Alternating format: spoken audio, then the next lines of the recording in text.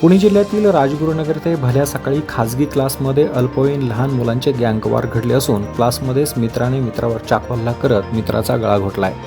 राजगुरुनगर शहरात भर वस्तीत असलेल्या एका खासगी शिकवणी क्लासमध्ये एक शिक्षक शिकवत असताना ही घटना घडली आहे।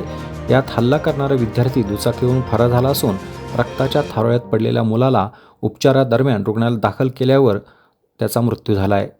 राजगुरुनगर पोलीस घटनास्थळी दाखल झाले असून पुढचा तपास करत आहेत।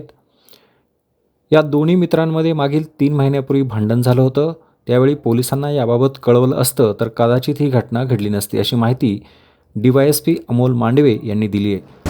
काय क्लासवाल्यांची जबाबदारी पाहिजे ना सर काहीतरी। त्याला 4 दिवसापूर्वी कोणतरी मारलं होतं 4-5 पोरांनी आणि त्याला क्लासमध्ये बाहेर ओढून आणून सुद्धा मारलेले आहे असं मला ज्यांनी दवाखान्यात त्याला नेलं त्यांनी सांगितलेले। म्हणजे ज्यावेळेस मी आलो तेव्हा त्याला मारत होते। बरं हे काय म्हणतात फक्त गळ्यावर वारे, त्याच्या डोक्याला मारे, गळ्याला मारे आणि पोटाच्या वर किडनीपाशी ते चाकू मारलेलं आहे त्याला। खेड पोस्ट अंतर्गत एका खाजगी क्लासमध्ये 10वीच्या 2 मुलांमध्ये पूर्वीच्या त्यांच्या काही भांडण असेल त्याच्यावरून वाद झाला होता। त्या वादावरून एका मुलाने दुसऱ्या मुलाला चाकू मारलेला आहे। त्याच्यामध्ये एक मुलगा हा मयत झालेला आहे, असा गुन्हा घडलेला आहे। गुन्हा दाखल करण्याची प्रक्रिया चालू आहे आणि पुढचा तपास चालू आहे। ही घटना कोणत्या वेळेस घडली? त्यावेळेला क्लास सुरू होता आणि वार कुठं घडला? घटना आज सकाळी 9 वाजता घडलेली आहे। क्लासच्या रूममध्ये जेव्हा क्लास चालू होता तेव्हा घडलेली आहे आणि गळ्यावर आणि पोटावर वार आहे।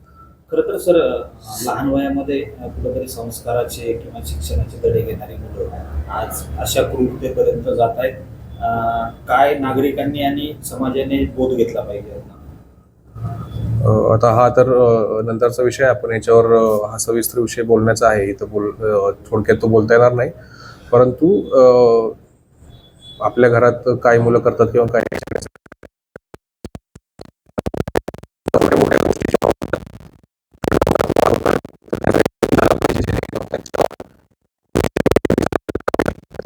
तो पुढचा मोठा होणारा प्रसंग टळतो जेव्हा छोटी छोटी भांडणं होतात। त्याचं रिपोर्टिंग व्हायला पाहिजे, जेणेकरून त्याच्यावर मग आपलं त्यावेळी जर ॲक्शन झाली, त्यावेळी समुपदेशन झालं, त्यांना समुपदेशनही करता येतं, काउन्सिलिंग करता येतं, त्यातून मग पुढे असे मोठे होणारे गुन्हे टळू शकतात।